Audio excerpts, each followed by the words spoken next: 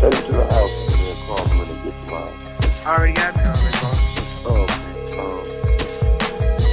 I don't know how to tell you, but I got this motherfucker stuffed like a motherfucking baked potato. do what you gotta do. Get out the here so we can breathe. But being humble, man. Humble got me fucked over. We really living a life that you niggas is rapping about. Yeah. That's another thing I'm gonna tell you, nigga. We living this shit for real, nigga. I'm talking about the $1 million joints, man, from state to state, man. We really, really doing it. And ask a nigga. If you don't believe me, ask a nigga that you know, that you can respect the word that they give.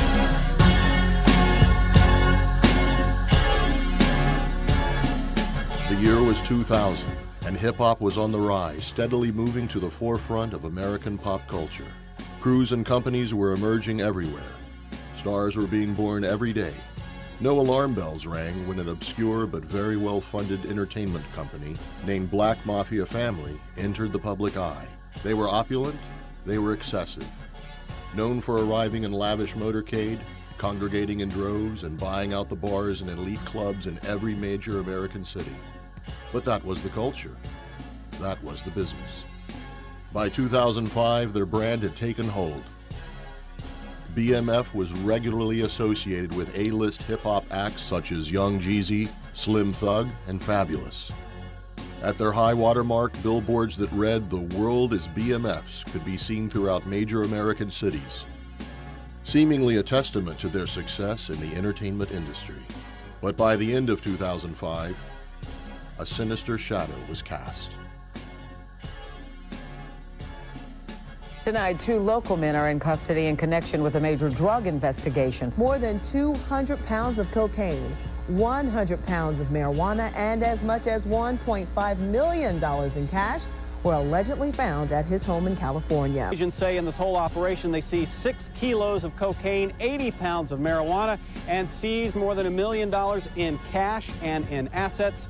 We expect to learn more about this operation in the coming days. After years of covert law enforcement investigations, it was revealed that BMF was actually a cold, calculated criminal enterprise, hiding behind a very public disguise. Over the course of 15 years, the crew had made over $270 million in trafficking cocaine around the country. As the investigation unfolded, over 150 members of BMF were indicted, and the Black Mafia Family was named one of the largest domestic drug distribution organizations in American history.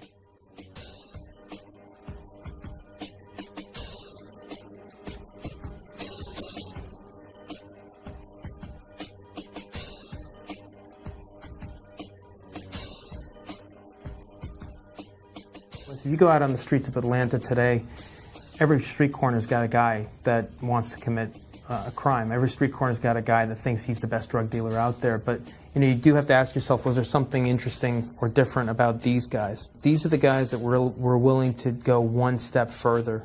They were the guys that were willing to innovate one step more than the next guy was. Incredibly self-confident, strong-willed, and willing to think outside the box. In order to run a big operation the kind that BMF did, you've got to be a planner, you've got to be a thinker, you've got to be someone who can imagine a future, where your business is growing and where your reach is growing. And most of the guys that you talk to on the streets, they're interested in getting their money today, right then, right there. And these guys, I think, they were willing to think beyond that. They wanted something bigger for themselves. We have these 2 brothers who came from Detroit, came from nothing, and built literally a $270 million, by conservative estimates, organization, employing 500 people. Everybody who's described it to me, who's worked on it, has called it the biggest case they've ever worked on. The whole idea of a Black Mafia Family, it was like a ghost story. Cops told it like you would tell it to your kids. There was no presence. You didn't see them anywhere. But if you asked people on the street, you mentioned BMF, they wouldn't talk about it. So it was very real to the people who were selling drugs and doing drugs, but to the rest of us, we had no proof that that existed. Truthfully, a lot of stuff that sounded like urban legend, it sounded like too big and too much to be true, but that they were large-scale cocaine distributors moving hundreds and thousands of kilograms of cocaine in multiple states around the country from coast to coast, and essentially living like celebrities or better than celebrities. They were taunting us. You know, it was probably no secret to them that we were after them. They just thought they were untouchable. They were far enough removed that nothing was going to happen to them. One of the investigators said, you know, all cocaine is 3 generations away from BMF.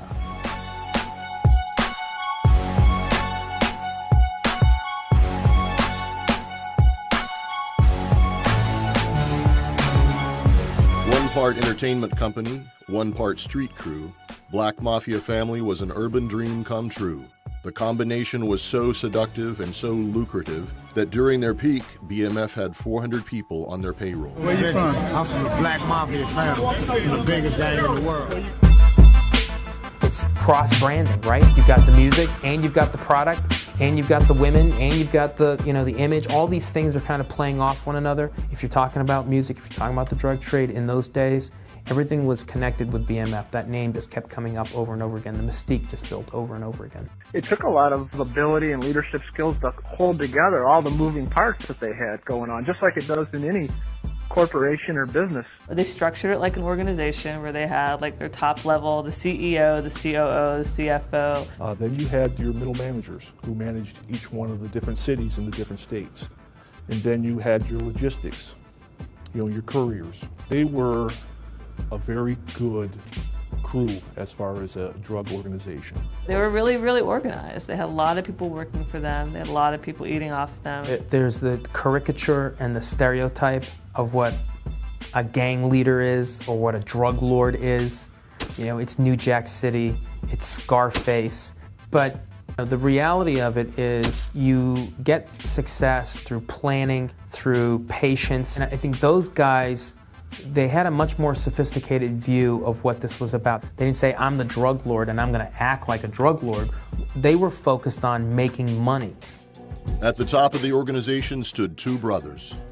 Demetrius Flannery, or Big Meech, was the face of the organization, the press-friendly CEO. Demetrius tended to be more flamboyant. He was more public. He had a bigger-than-life persona, and he liked portraying that. Terry, Southwest T, was the younger brother and had no interest in the attention. Seldom seen, he was the architect of the operation, the planner, the mastermind. Terry was understated, very protective, and very shrewd. Terry, on the other hand, was a businessman, was every bit as influential and competent as Demetrius, but tended to like to try to fly under the radar and stay low-key and low profile a little more. Terry was the quiet one. Terry was the brains behind it. He enjoyed his lifestyle. He ran it more like a business than maybe a family.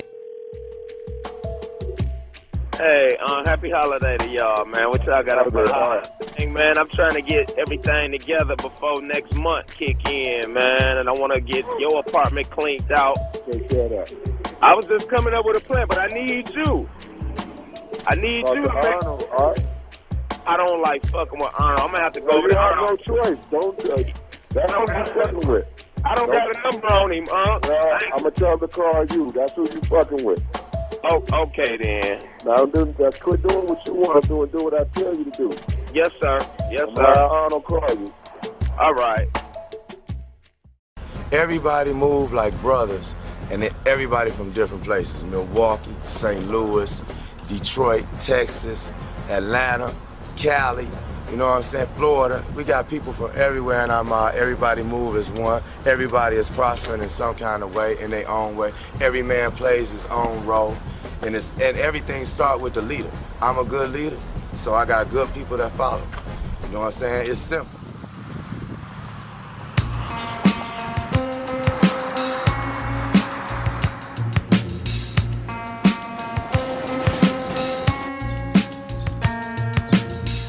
The Black Mafia Family was an ambition 20 years in the making, arising from the hard streets of Detroit.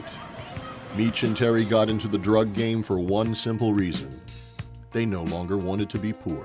By the late 80s, Meech and Terry led a small drug ring, peddling crack cocaine at local high schools. And that's not to say that everyone who lives in these neighborhoods buys into a criminal lifestyle. But in a lot of these neighborhoods where money's scarce, opportunity is scarce, most of those people, if you called them on it and said, how can you allow this stuff to happen right outside of your home? Most of them would turn around and say to you, well, how can you criticize me for this when I have nothing? Terry and Demetrius Flannery grew up in the hardscrabble area of southwest Detroit, right up against the cities of Ecorse and River Rouge. Very blue-collar, tough area. And they grew up on a dead-end street, 1555 South Edsel, a gray, nondescript home at the end of the street. You know, Mecch had told me the gas would get turned off in the winter, they'd have no heat, you know, and he watched his parents who worked have to struggle through that. I mean, he told me straight up, he's like, yeah, a job at McDonald's wasn't gonna cut it. I learned that. There was another route for me. He's very unapologetic about that. You get the Flannerys back in the 80s, you get a couple guys who are kind of independent traffickers out there moving kilos and making a buck, but they don't have this monstrous organization and don't have the leadership skills and aren't as charismatic as they are in 2000. You have reached the Sprint voice mailbox of 6331. To leave a voice message, press 1 or just wait for the tone. White boy, SOS, she left me in the jungle, man. It's the jungle out here, man. If you are satisfied with your message, press 1. To listen to your message. The Flannery brothers were on DEA's and IRS's and other law enforcement agencies' radar for quite some time. The Detroit DEA, headed by case agent Bob Bell, had been investigating another drug trafficking crew called the Puritan Avenue Boys. In fact, Demetrius Flannery was arrested along with a Colombian in Detroit back in 1994. However, there wasn't enough evidence to charge him. So there was information out there for years about the legend and the prowess of the Flannery brothers. They had become too big and too prolific, and it needed to be investigated. I know they watch. I know they watch. I know they watch. I know they watch. I know they watch. In a complex case like BMF and tracking down the two brothers, there were numerous vital steps that the DEA took that enabled them to put together a case that stands close to 10 years and involved the efforts of numerous branches of local and federal law enforcement. And it was a logistical nightmare, and the only way we were successful was by working together with our DEA counterparts, IRS counterparts, and other law enforcement counterparts all over the country. As far as nationwide investigations, this is, you know, the biggest one I've ever been involved with. And we built that relationship up, built up trust, and we shared information seamlessly. You know, my job is putting pieces of a puzzle together. A huge organization that's stretched across the whole United States. You just don't put that together in one day. It takes a lot of time, a lot of man-hour, a lot of cooperation with all the federal agencies and local PDs. If at any time anybody wanted to, any law enforcement wanted to take down their part of the case, this case would not have ripened to its fullest extent. With the constant threat of law enforcement, snitching, and violence, Mecch and Terry needed unwavering loyalty from their crew. Mecch's natural generosity was the greatest reinforcement. It don't make no difference if you the maid or if you the motherfucking bodyguard. Everybody get extras around here, friends benefits. I'm driving this tonight. Bitch, it's gonna be like, ooh, who is that? That's Blue with the GT Coupe. Anything that you can do to engender loyalty is going to work in your favor. Companies and corporations do it through incentive programs and bonusing. In the criminal underworld, people do it through relationships. Hello? Going up, though. Going up, though. Now just call and let you know, man. Pulled over in my truck for about 2-3 hours now, man. That's crazy, but that's the type of shit they do, though. They ain't find nothing in the truck. They ain't said shit about the tinted windows, but they claim that they smell marijuana in my truck, and I don't even smoke in my truck. That's terrible, that's terrible. But it ain't nothing in there, so they do it like dickheads. No, what I'm saying is, they didn't smell no weed in there. I do not smoke in that truck at all, B, is what I'm saying, period. They just want to look, they just probably want to be all on it, because the truck new and the car old, all that shit look new for a young nigga. And probably ain't none of that shit in their name. That's why they do all that shit. Yeah, they talking crazy, ain't they? They talking crazy. I'll rap with you in a minute. If you got a robbing ass boss, then you're gonna be a robbing ass crew. If you got a real boss who know how to sacrifice and take the bad along with the good and show his crew know how to be men, then this is what you get. Everybody shining like new money. Another thing they would do is to build loyalty amongst its members by actually putting family members of defendants, organization members, on a stipend. In fact, one recorded call, Terry was talking to a defendant who was getting ready to go in for to serve his sentence. Terry offered to pay Benjamin Johnson's wife about $6,000 a month while he was away. $72,000 a year tax-free isn't bad to get by on. They really produced loyalty through reward rather than through the threat of punishment. Their organization gave notoriety to people who felt they were part of something exciting and important. They were very generous with those around them. They provided a lifestyle. A lot of time was spent at clubs. There were a lot of women around. You know, a lot of these guys on the lower level, when they were part of this particular group, BMF, they had status when they walked through the door. Where's the Black Mafia family at in this motherfucker? In BMF, if there wasn't a written code, there was definitely a spoken one. They were all brothers. They all moved together. Mecch preached that jealousy, envy, or the distraction of women among the crew members was not welcome at all. We don't fall out over no girls. We hit them all. They hit my hoes, I hit they hoes. The ones that don't want to be shared, then that's your own personal one. Other than that, then we ain't falling out over no hoes.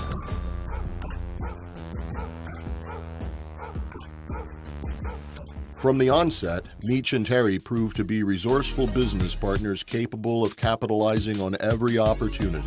When Terry was younger, he was a bystander to a shootout, and his right eye was grazed by a stray bullet. Doctors botched the surgery, and he was awarded a cash settlement, so he used that money to establish a legitimate sedan service in Detroit. The sedan service not only provided a legitimate front to wash the drug money, it provided a discreet method to transport large quantities of drugs. But that actually became sort of the skeleton of much more advanced fleet of vehicles that would eventually move thousands of kilos of cocaine across the country. Yeah. Hey, boss. Did the black car get there yet? No, the black car, no, it's not, but the gray one left yesterday. All right, that's good. Ask Lou, do they want to go home or do they want to get in the black car when they get there? He said he'd rather go home. He said he got some things they got to take care of. All right. I tell him to go home while I have Papa take care of him. Prior to the PA Boys' takedown, law enforcement had perceived the brothers as mid-level traffickers, small-time players in a much larger stage. In the mid-90s, these guys are at times delivering $200,000-$300,000 to individuals who are sending that money down to St. Louis and on to Colombian sources. That's who they are. But as the DEA started to build contacts and sources, an entirely new image was coming to light. What happens is in December of '03, early '04, Bob Bell, the other DEA agents, start contacting their sources to try and get as much information as they can on the Flannery brothers. Now they start hearing stories about how Terry's got a mansion out in California, Mecch has got places down in Atlanta, they're driving all these high-end vehicles. That's what you're hearing from sources. For years, Terry and Demetrius Flannery attempted to live like ghosts. Going back probably 10 years worth of income tax return records, there were no records of them ever having filed. Along with that, they each had about at least 5 or 6 aliases and had that many different fictitious driver's licenses in several different states. From the mid-90s to early 2000, Mecch and Terry went from a $1 million a year business to a $1 million a week business. The only way to achieve that kind of growth in the drug trade is to increase the supply of your product, and that usually means cutting out middlemen and getting closer to the source. And you look at the industry with the drugs and how the movement of drugs come here in the States, the American blacks don't really control that trade. Demetrius Flannery went out to California. He just went out there looking for sources. He hooked up with one of the co-defendants, Wayne Joyner, California guy who knew some Mexicans. Mecch and Terry may never have risen above middle-class dealers had they not met Wayne Joyner. He became one of the Flannery brothers' key people. Wayne Joyner was a drug trafficker from California who had good connections. He knew guys that could do houses, he knew the car guys, he knew the Mexicans.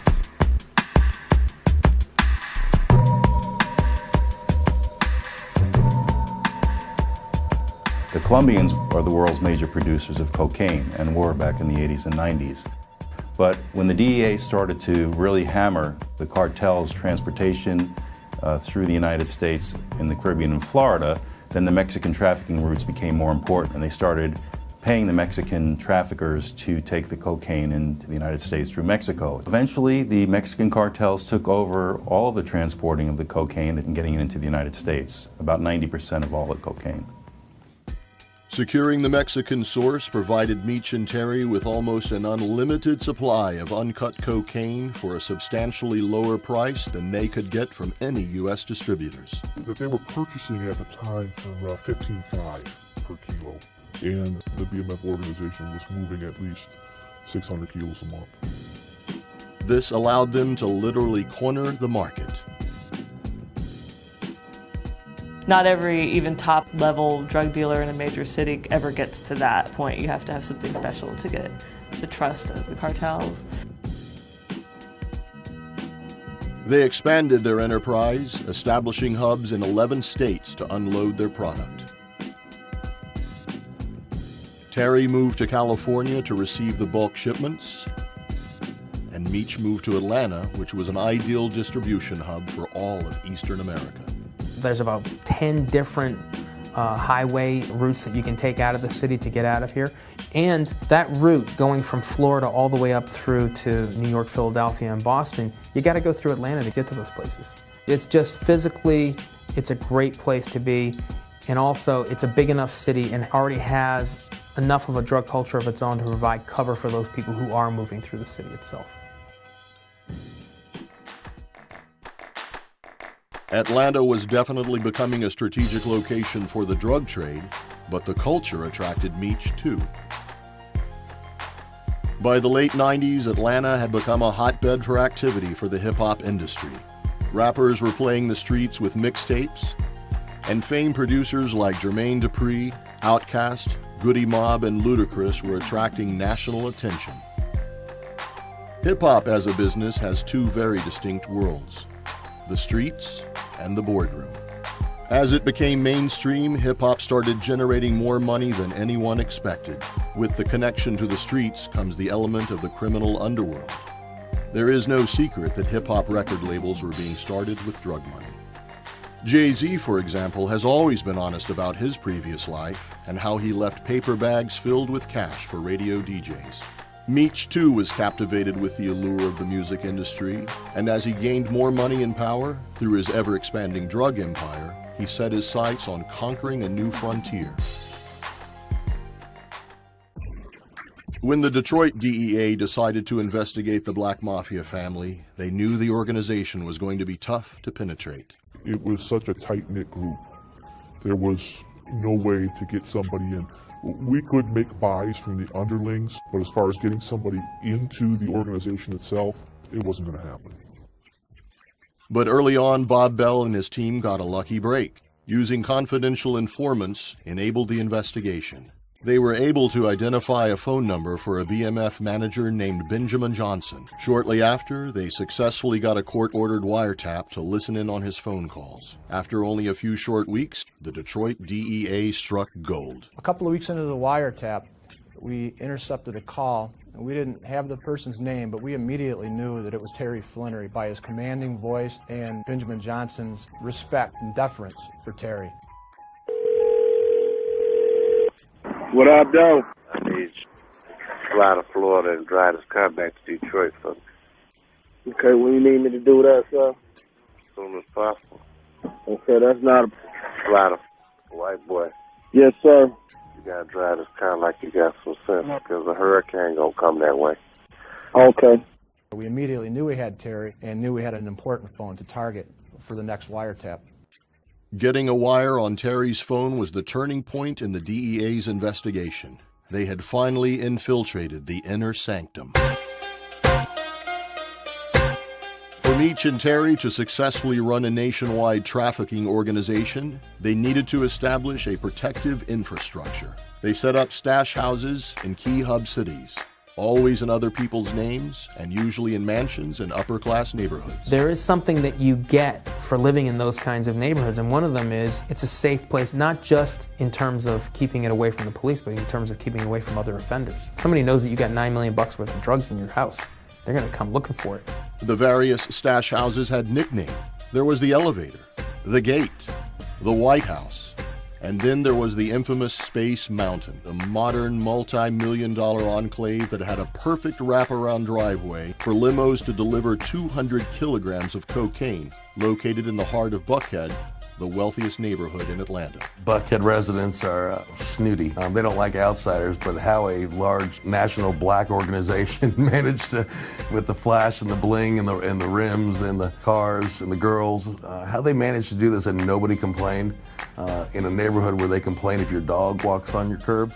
Even the day we took everything down, we had more people on our backs about that. You know, we were making noise.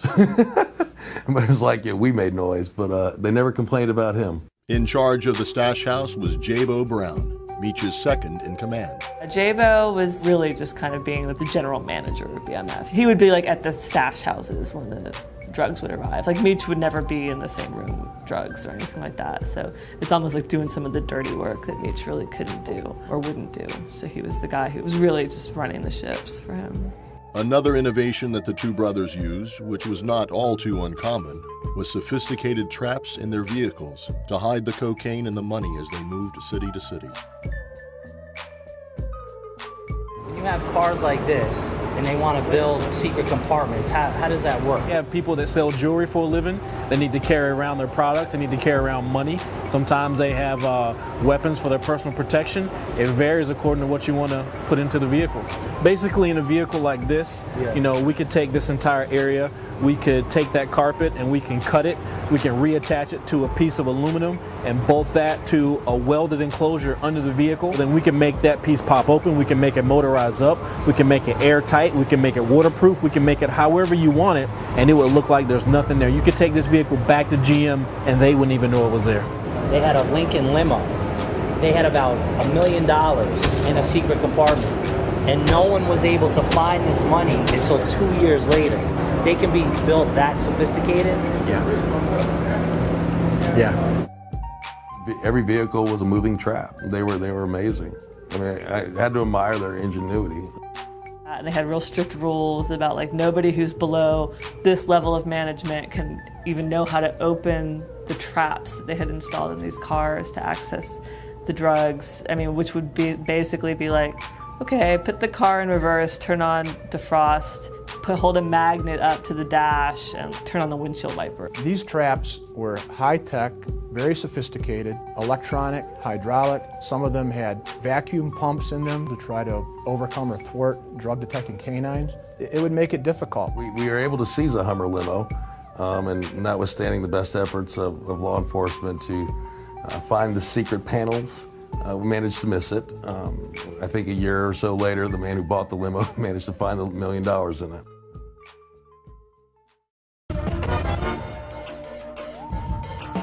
On a trip to LA in 1999, Meech's dream of breaking into the music industry became possible when he was introduced to a young, aspiring artist named Verima McKnight, who was rapping under the name Blue Da Vinci.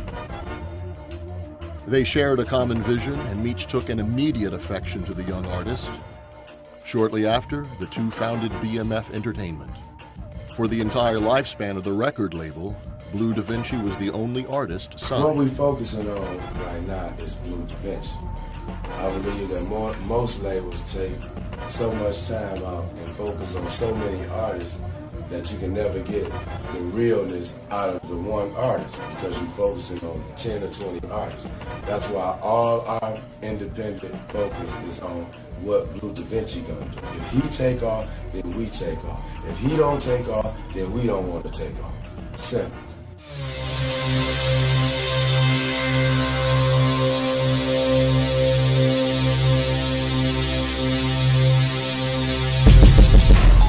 The business that they chose to hide behind, to use as cover, was also an industry that was critical for improving their reputation and providing them with the social capital that they needed. It created loyalty, it created a mystique, it created interest, and it provided a fantastic cover for them. It was totally realistic. When you see these guys and say, well, they're part of the music industry. They look the part, they act the part, they understand the culture of the hip-hop lifestyle. It's not like they were trying to open up, you know, a bunch of McDonald's or something like that. Man, this BMF entertainment thing is more than just a record label, production, some niggas doing music, or just some street niggas, man. This is really all about going state to state and linking up motherfuckers from the streets, man, from all over. No matter where you from, no matter what you look like, how fat you are, or whatever. You know, niggas that got a little money and a lot of sense, man, we looking for. And start making some of these black dollars happen.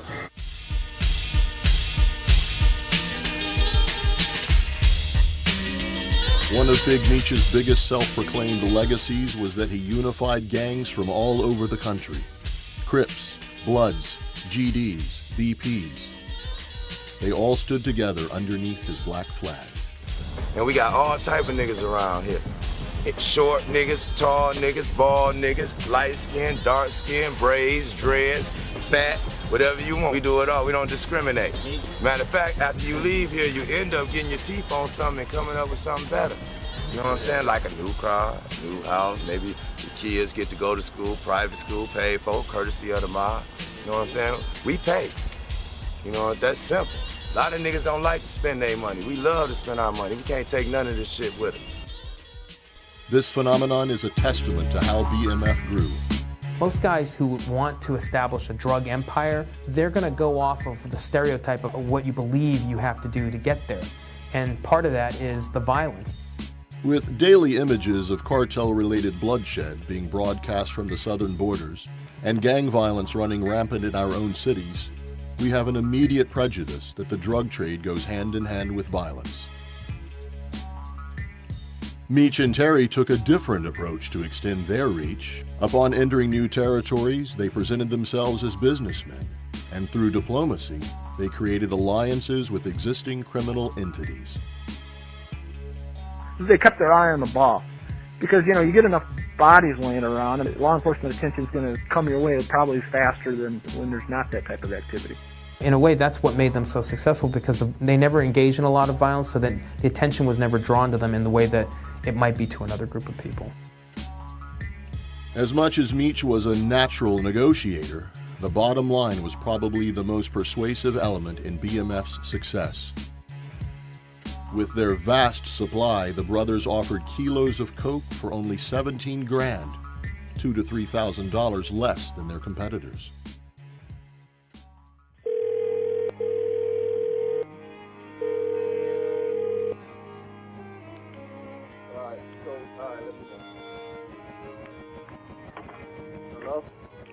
Uncle Duty, wrong phone. Huh? Wrong phone. What up, though? What up? Hey, didn't give you the new chip to the new phone? Look this for me, bro. My new check. Which one? The last one I got? Put it in the book. The new chip. What you do with the phone that I gave you? Oh, yeah, I still got it. No, he ain't give it to me. He said he couldn't get a hold of Doug or some bullshit, and I had to leave. You got the old phone? Yeah. You got it on you? Yeah, I ain't got no time on it, though. You told me to burn out the time. Often, while we were intercepting Terry talking on a particular phone, he would be using push-to-talk phones in the background, having other conversations. So he had multiple phones going at any one time, and then of course had a reserve of phones for him and his organization members. So about the best thing we could do was, as Terry would transition from one phone to another, was to try to keep pace and spin to the next phone. And we successfully did that with about 3 of Terry's phones.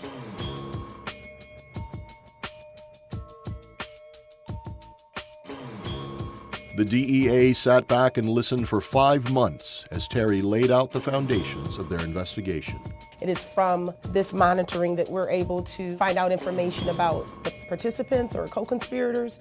We're also able to determine whether or not there is any drug activity taking place. We were able to listen to Terry direct a driver to take some kilograms of coke down to Louisville, Kentucky for distribution. That aided us in conducting a traffic stop and seizing 10 kilos in that particular load vehicle. This case could have ended with the wiretap on Terry's phone. DEA had him directing a guy to take the dope down south. They intercepted that car, got the dope, but there was a decision made, DEA, IRS, and with the blessings of the prosecutor's office, that, you know, we're going to take it as far as we can go. You know, we're going to identify all the members of this organization.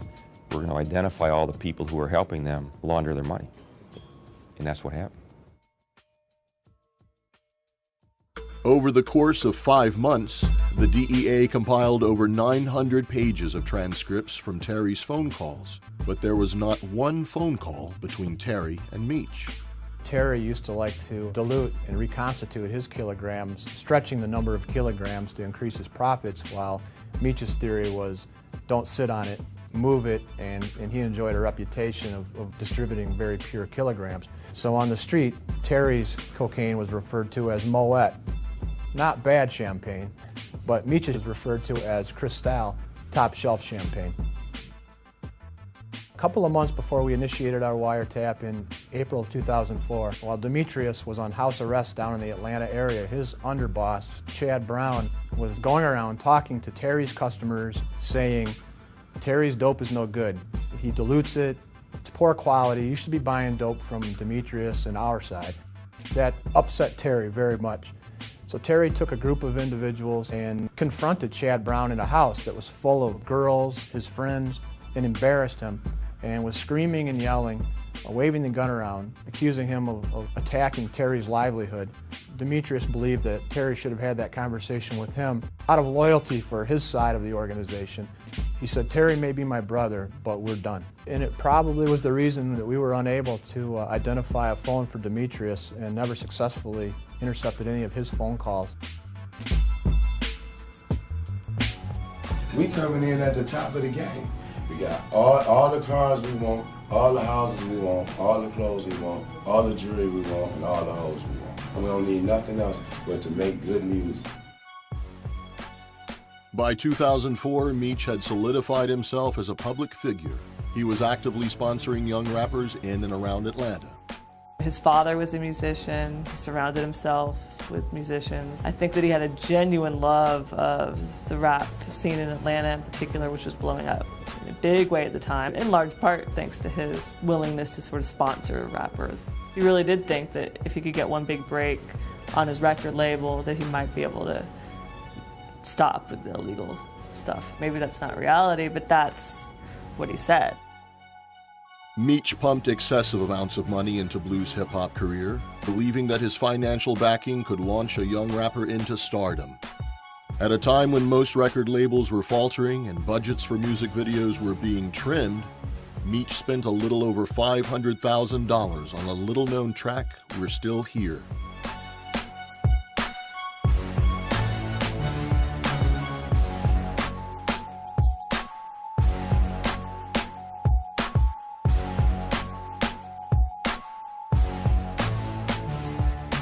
Instead of getting 5 artists, put 100,000 apiece into each one of those artists, and you're doing everything small. If you put the whole $1 million or $500,000 behind Blue Da Vinci, now you got a big project, it looks big, and everything bubble.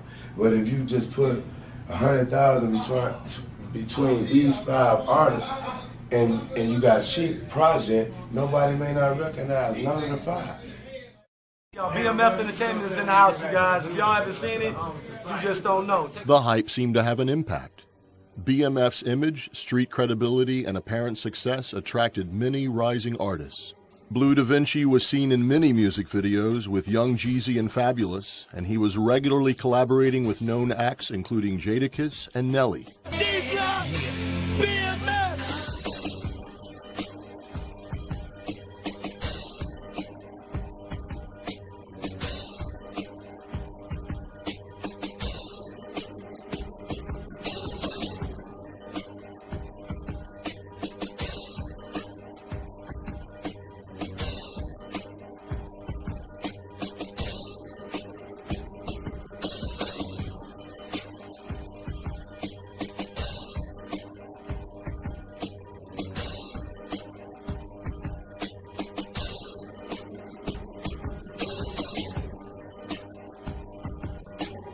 Saying something, nigga. It's a real movement going on right here. Young Blue Da Vinci, Young Jeezy, Baby D, and the rest of the motherfuckers that roll with the BMF Entertainment Squadron, nickel.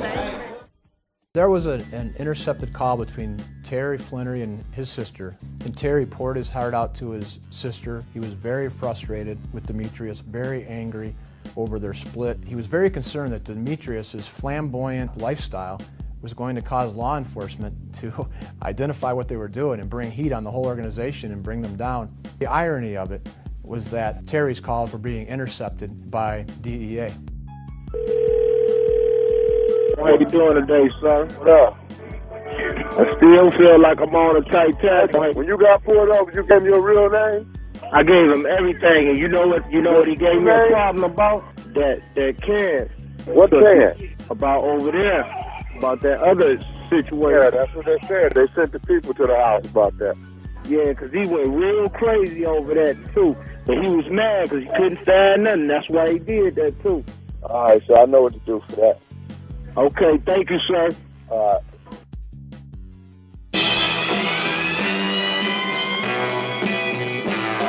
About the same time, the Detroit DEA was developing their investigation on Terry's side of the organization. Bolton County prosecutor Rand Sahi was overhearing rumors of the mysterious Black Mafia family's presence in Atlanta. The whole idea of a Black Mafia family was like a ghost story. Cops told, like you would tell it to your kids. There was no presence. You didn't see them anywhere. But if you asked people on the street, you mentioned BMF, they wouldn't talk about it. So it was very real to the people who were selling drugs and doing drugs, but to the rest of us, we had no proof that that existed. The Atlanta side of the investigation began on the night of September 7, 2003.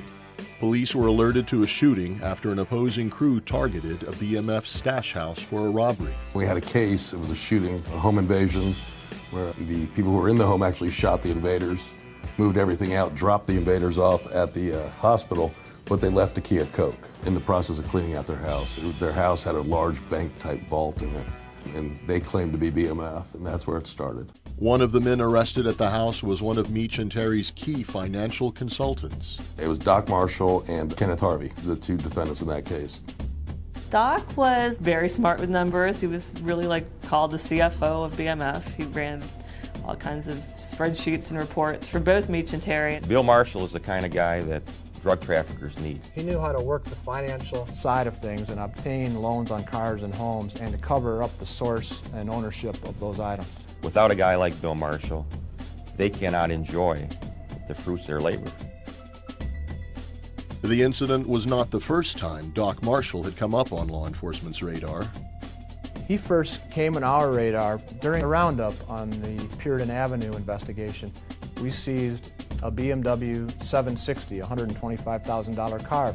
The vehicle had been obtained through Bill Marshall's business called Exquisite Empire, which was based out of Atlanta. As police searched the crime scene, they found a key notebook that contained obvious drug records of the trafficking organization, including associates' names and phone numbers and straw buyers' identities. The shooting at Doc Marshall's house was Atlanta's first taste of the Black Mafia family, but it was not its last. Mecch himself made headlines 2 months later for his involvement in a high-profile double homicide.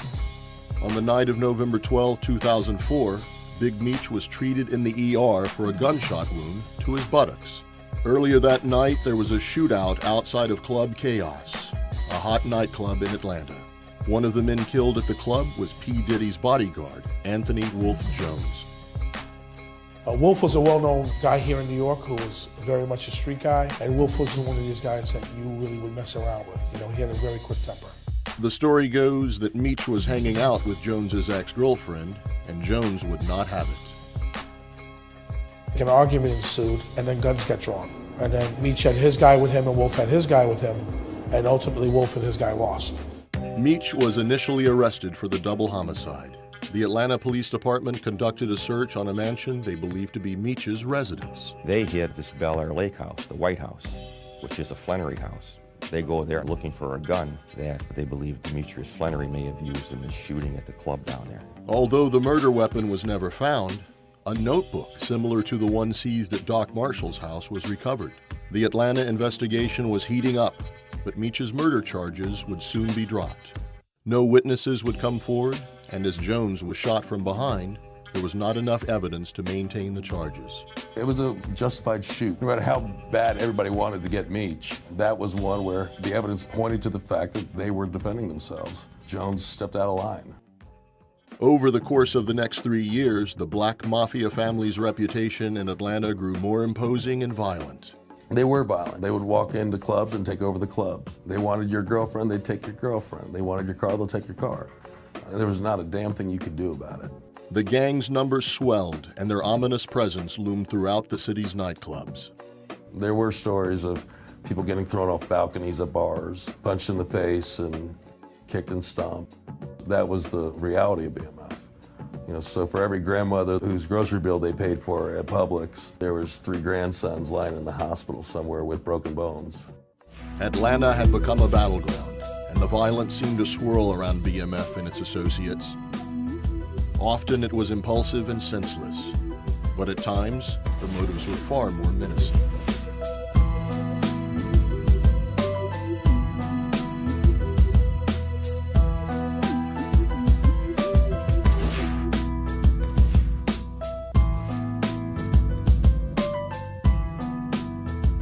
I got some shit that'll stand you up, and I got some shit that'll take your life in this motherfucker. Nigga, this that 357, nigga, that Trey Pound, nigga, Magnum, nigga, with a lot of gunpowder behind each shot. It's that shit that's gonna blow you about 4 feet back, nigga. I only got 6 of these shots. I only need 1.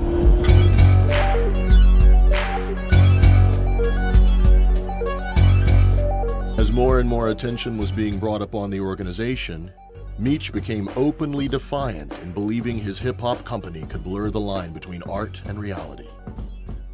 Probably no secret to them that we were after them. They thought they were untouchable, and they were taunting us.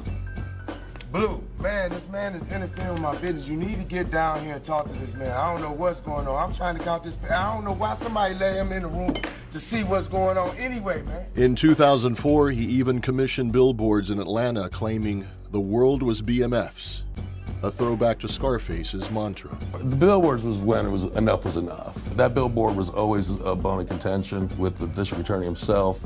The fact that they could just be so out there. He was very determined, and so he took the handcuffs off of us. Mecch was put under constant surveillance, and an Atlanta-based task force was assigned to topple the family.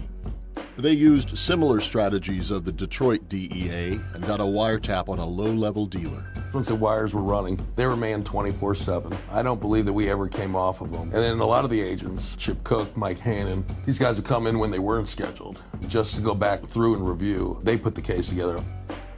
Their diligence paid off, and they were able to spin up several times all the way up to a high-level BMF manager favored by Big Mecch himself. They would watch The Wire on HBO, and they would talk about it. And we'd sit there white-knuckled, the episodes where they would throw all the burners away, and they would talk about, good things these idiots down here don't know how to wiretap.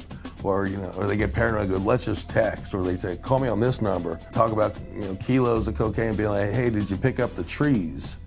I got 50 trees sitting in my car. They gave us a blueprint to what they were going to do every time.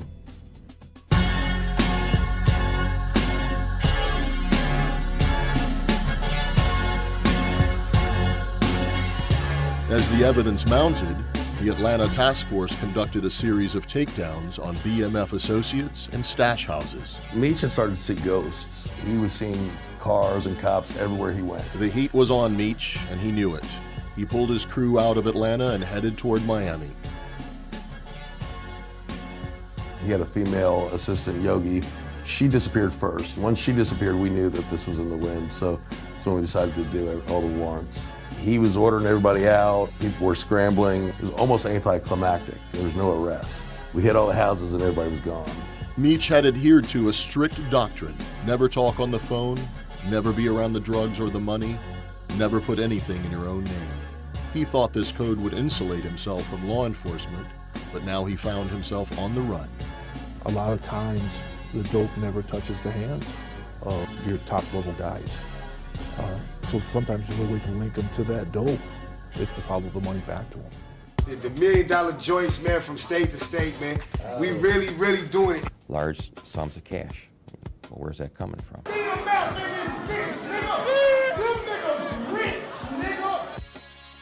We caught a break with some of our intelligence and financial records, and that changed people's perception from it's an urban legend to, wow, these guys are actually making millions and millions of dollars and essentially living better than celebrities. I mean, flying around in Learjets, staying in presidential suites, living in multi-million-dollar homes in multiple states. Mecch was down in Miami. There was a place he was renting there, this gated house, at like 30 grand a month.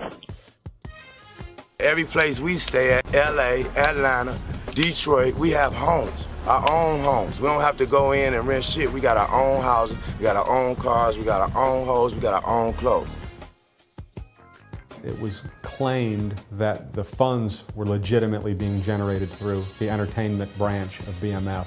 You don't know all the money that Demetrius Flannery spent in the clubs, or on clothes, or on girls, but we know from the investigation that was documented, $1 million plus in cars purchased, $400,000 in cash for a car, $250,000 in cash for a car, $100,000 in cash for a car. Terry Flannery's house on Mulholland Drive, 600 and some thousand cash through bank accounts to, make that purchase. To put a number on it, I mean, millions.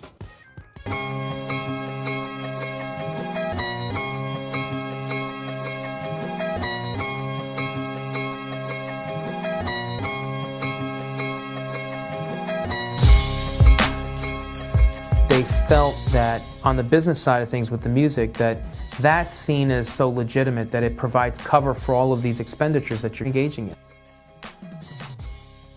Mecch had a fleet of luxury cars fit for a sultan. Rolls-Royce Phantoms, Bentley Continentals, Lamborghinis. Apparently he maybe had the only white Maybach in the United States. He had one shipped to himself in Saudi Arabia. It wouldn't take an auditor very long to realize that there was way more money being spent than would be coming in through hip-hop. For Mech's 36th birthday, he threw himself a $1 million star-studded party at the Atlanta nightclub compound, complete with champagne fountains and live exotic animals. That's the part of him I really liked, the Mecch of the Jungle birthday party. I think those were the fun days of Mecch, him telling Atlanta he was there. And then came the strip clubs. BMF was notorious for their overindulgence in the nightlife. I was in the clubs at the time when the BMF guys were here in New York, where they were spending tons of money. Girls would just pick them up. They would have a payday when BMF came to town. BMF would go out in droves. Each member would get his own $400 bottle of Cristal champagne. The clubs either alternately loved it or hated it when they came in, because they would sell out of champagne on the one hand, they'd have to deal with sort of the threat of violence. And now y'all dudes out there talking about y'all make it rain, man, we the originators of making it rain. That's a message to everyone else. I've got so much money, I could literally throw it up in the air and not even care about it. When we go out at night, whatever we spend, 50,000, 100,000 in the motherfucking club, we can afford to do it because we ain't bring it all with us. A lot of niggas don't like to spend their money. We love to spend our money. We can't take none of this shit with us. None. Ain't no armored trucks pulling up at no funerals. The best relationship and partnership in federal drug law enforcement are a group of DEA agents married up with a group of IRS agents. It's a whole nother expertise and full-time job to exploit and uncover the layers of laundered money and items purchased secretly by nominees. Typically, these people aren't going to have anything in their name, which was the case with the Flannery brothers. Absolutely nothing. They don't file tax returns, no assets. So what you have to do is start looking at family members. The house that Terry Flannery had in LA, his girlfriend, Tanisa Welsh, it's in her name. He sets up a company for her out there called Oracle Motorsports. Really doesn't do anything, but he's got all these high-end cars in there, which are his cars, which he's got auto brokers out there that he's feeding money to, buying his cars, keeping them in their names. For years, IRS agent Scartozzi traced the money back to Mecch and Terry, continually uncovering more and more people who helped the two brothers to hide and launder their money. Terry had a girlfriend here in Detroit. He had a house for her in Canton. Started looking at how's this young lady buy this house. Shows she put, $100 and some thousand down on it. Well, how she put that, where'd that money come from? Cashier's checks that came out of a credit union. Where'd the money come from to fund those? It's just a matter of, you just build and build and piece and piece. One unsuspected accomplice to the two brothers was the famed jeweler to the stars, Jacob Arabov. He essentially, of course, is a businessman and is in business to make money. And Demetrius and Terry Flannery had a lot of money to spend, and they liked spending it on, besides cars and homes, on nice jewelry, very flamboyant jewelry. One watch that Terry bought was encrusted with diamonds and was valued at about $100,000, in fact. Jacob the jeweler extended a $1 million line of credit to the brothers.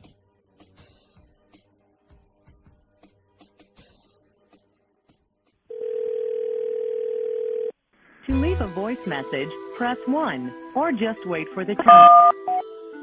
White boy, that's no ass. She left me. To leave a voice message, press 1, or just wait for the tone.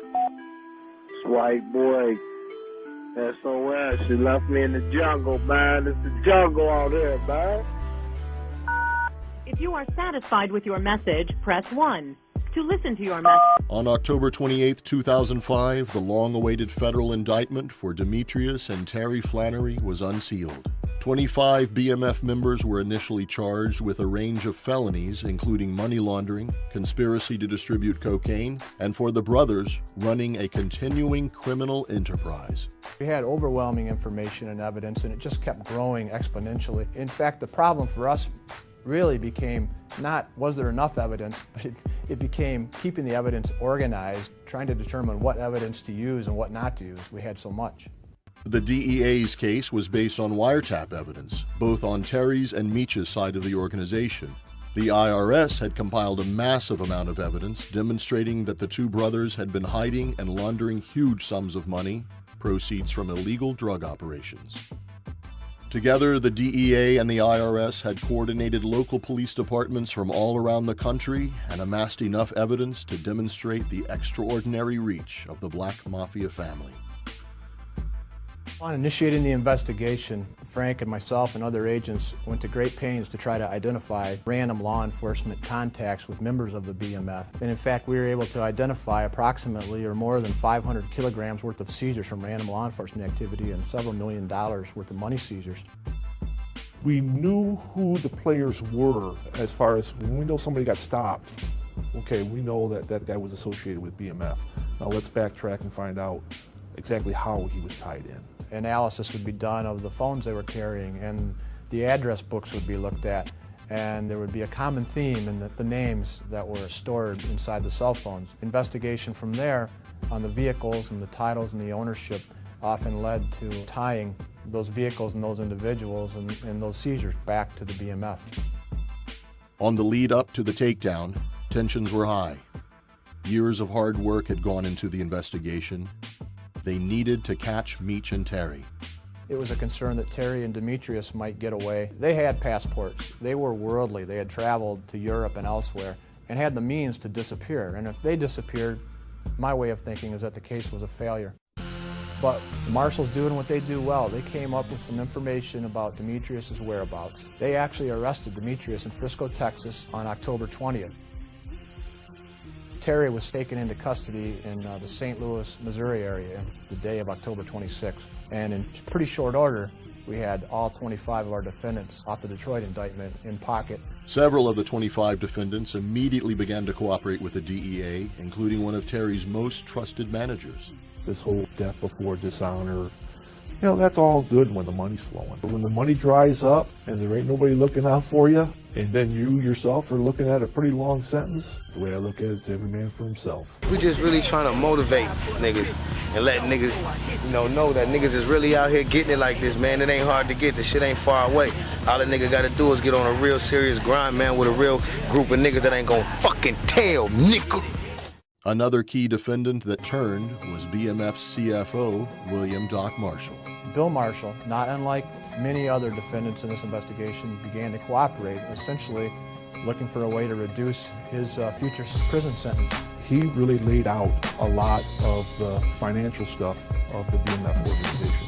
He really filled in the holes as far as how the straw buyers worked, how they moved money from city to city. His information was very useful going forward, and we went from 25 defendants to where we ended up, which was the conviction of 66 defendants in Detroit alone.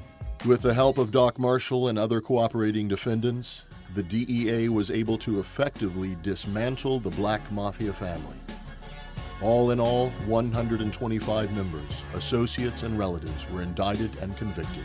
Out of the 125 members indicted, only 8 went to trial. Just 2 days before their trial dates, Mecch and Terry both pled guilty without cooperation. They were sentenced to 30 years.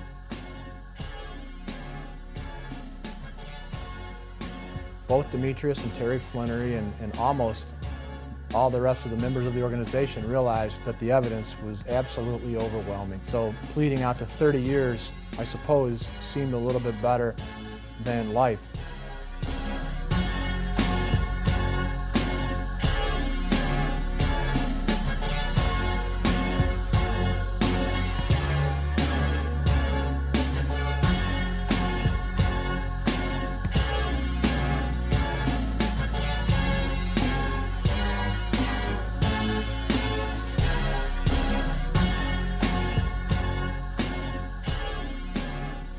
The financial judgment in the indictment and what the Flannerys took responsibility for when they pled to 30-year prison terms was $270 million. And if you conservatively convert those dollars into kilos, we're talking about the distribution of between 15 and 18,000 kilograms of cocaine was during the life of this conspiracy. And this, one of the largest homegrown domestic distribution organizations in the history of our country. I wish I could be there tonight, but God knows I wish I could be there tonight. But one day soon, I'll be there with God's blessing. I just want to thank everybody for coming. Hope they enjoyed it. Don't want to take up no more of your time. Just have the time of your life, and I'll see somebody in the morning.